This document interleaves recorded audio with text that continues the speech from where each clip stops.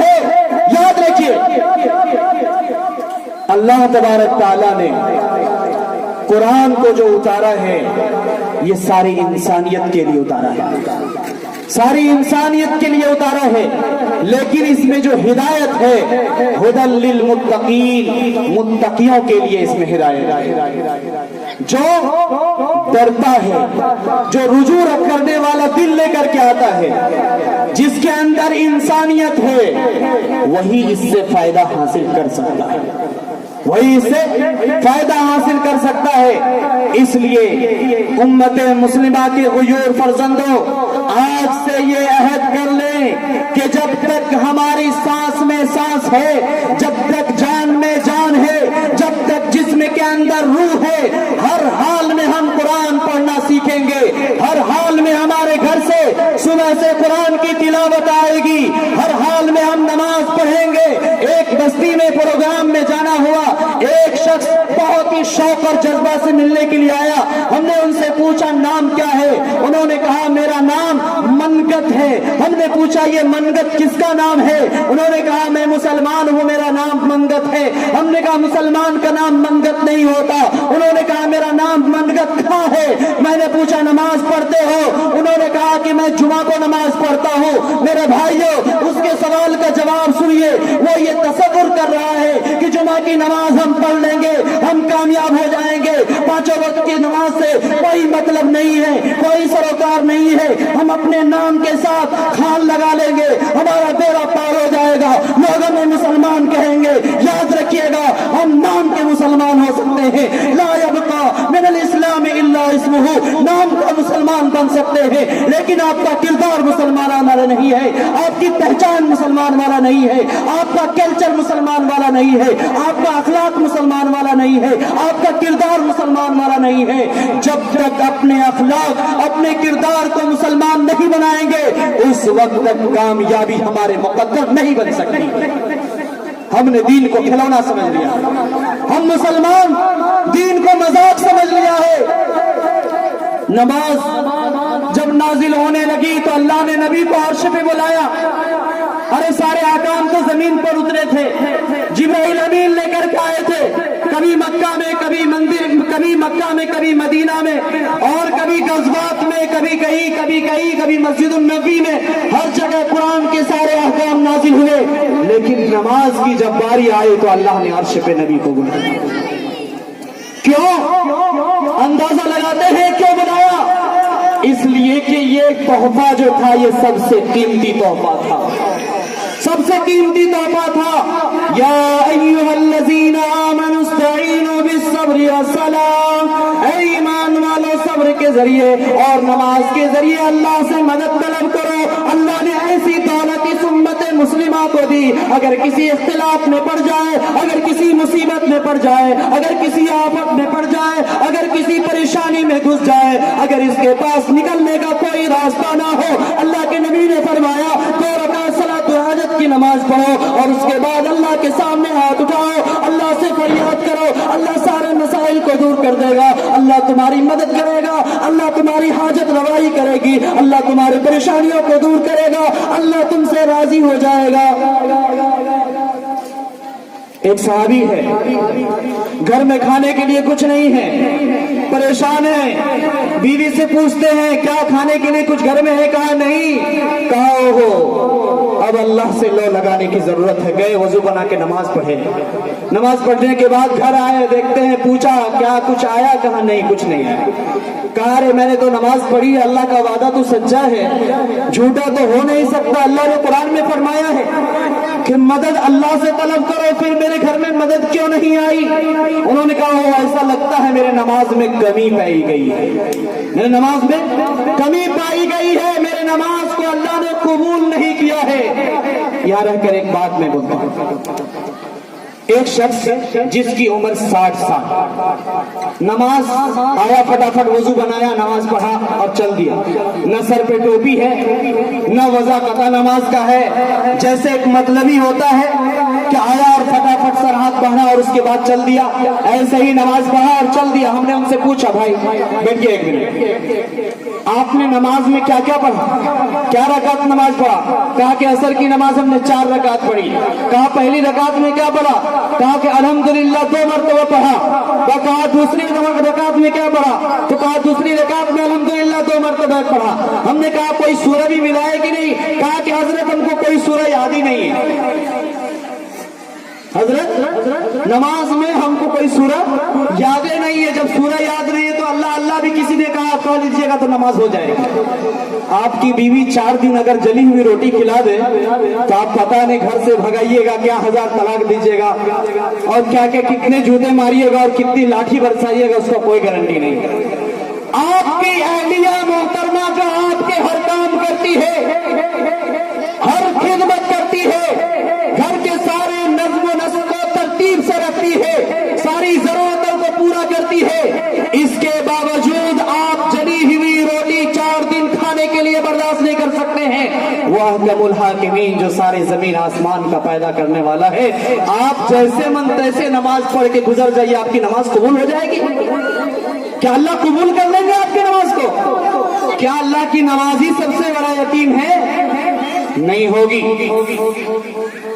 यौम युक्शफु अन साक़िन व युदऔना इला सुजूद फला यस्ततीऊन। क़यामत के दिन जब सब बंदी होगी, अव्वलीन आखिरीन का मजमा होगा, फरिश्ता सब बना करके खड़े होंगे, अल्लाह तबारक तआला फरमाएंगे व युदऔना इला सुजूद, आओ मेरे सामने सजदा करो। अल्लाह का तारुफ बंदों से। क़यामत के दिन सबसे पहला सवाल नमाज का होगा। अव्वल मा युहासबु बिहिल अब्दु यौमल क़ियामा, क़यामत के दिन सबसे पहला मुहासबा नमाज का। अल्लाह फरमाएंगे वयुदऔना इला सुजूद, आओ मेरे सामने सजदा करो। नमाजी आदमी सजदा में गिरेगा। ये देखिए बच्चा लोटा में पानी लेकर आया, अगर इसके लोटा से आप दूध निकालेंगे तो निकलेगा क्या? अरे ये बच्चा पानी लेकर आया है जग में, इससे दूध निकालेंगे निकल जाएगा? क्या निकलेगा? पानी लाया तो पानी निकलेगा। और हमने यहाँ कभी सजदा ही नहीं किया और अल्लाह के सामने कहेंगे अच्छा मैं सजदा कर रहा हूँ, अच्छा मैं सजदा कर रहा हूँ। बदन तो सख्त है, बदन तो लकड़ी बना हुआ है। वयुदऔना इला सुजूद, वो सजदा करने की ताकत नहीं रखेगा, वो खड़ा के खड़ा रहेगा। अल्लाह ताला फरमाएंगे खुज़ूहु फगुल्लू सुम्मल जहीम सल्लू सुम्मा फी सिलसिलतिन ज़रउहा सबऊना ज़िरा। पकड़ो इसको, इसके जिस्म में 70 गज जंजीर लगा दो। और पता है ना क़यामत के 2 फरिश्ते आएंगे, एक पीछे से हाँकने वाला और एक गवाह।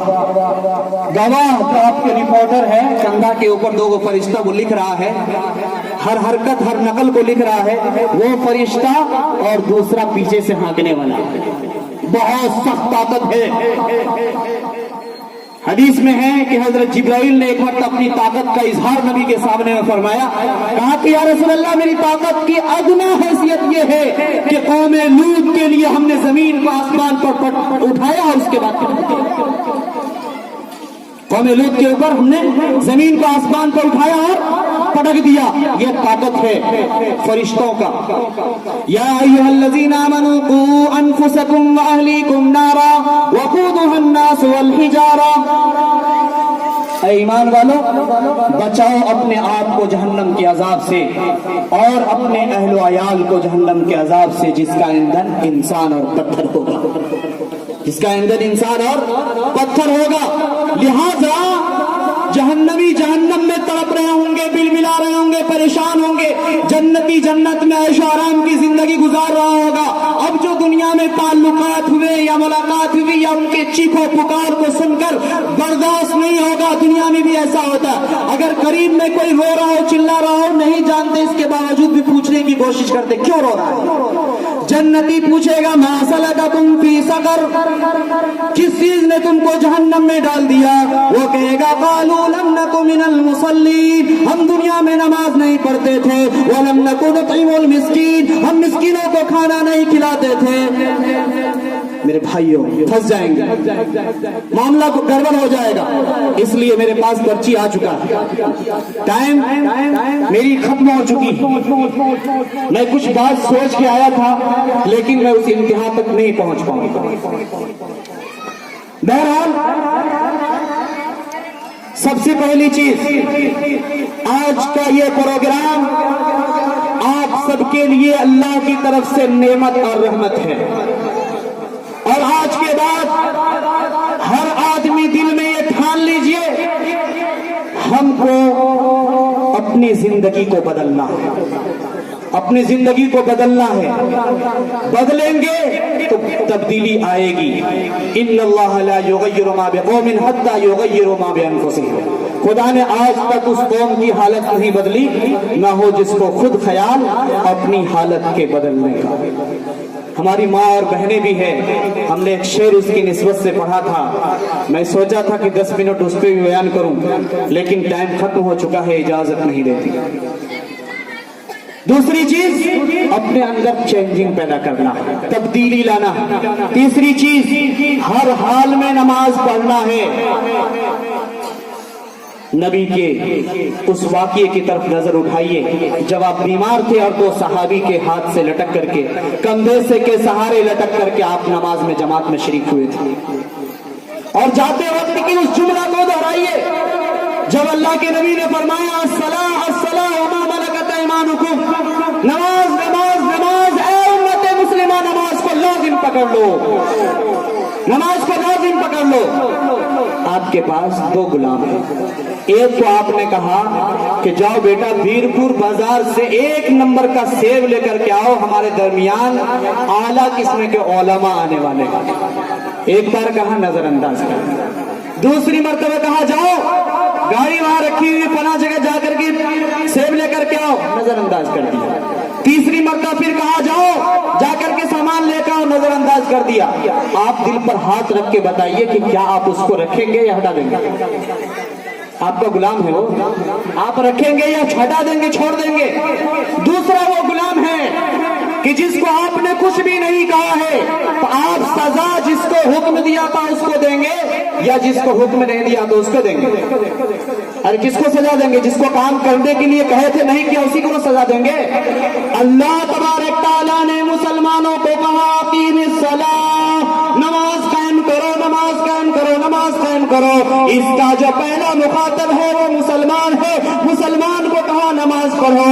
ارے ایک وہ عزازیل ہے جن کو کہا تھا آدم کی سجدہ کرو, انہوں نے سجدہ کرنے سے انکار کر دیا. اللہ نے جنت سے ہمیشہ کے لیے دھکے مار کر نکال دیا اور کہا اخرج فإنک من الشیطان الرجیم, تم شیطان رجیم ہو, جنت سے نکل جاؤ. اور ہم دن بھر میں کتنے سجدے کا انکار کرتے ہیں, اگرچہ زبان سے نہ کرتا ہوں اپنے کردار سے کتنے سجدوں کا انکار کرتے ہیں. چاہے بول کر کیجئے چاہے چپکے سے کیجئے, یہ خاموشی بھی انکار پر دلالت کرتا ہے. اللہ تعالی ہم سب کو کہنے سننے سے زیادہ عمل کرنے کی توفیق نصیب فرمائے.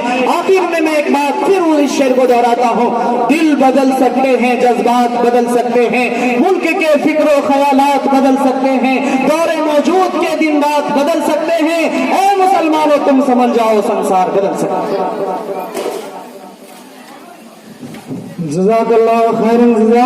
آئیے تو ہمارے جناب مولانا مفتی عبدالصمد رحمانی امام و خطیب بھیرپور جامع مسجد جو آپ لوگوں کے سامنے نہایت ہی پر مغز خطاب فرما رہے تھے. دل تو چاہ رہا تھا کہ اور کچھ دیر بھی سنا جائے لیکن ہمارے سامنے نماز ظہر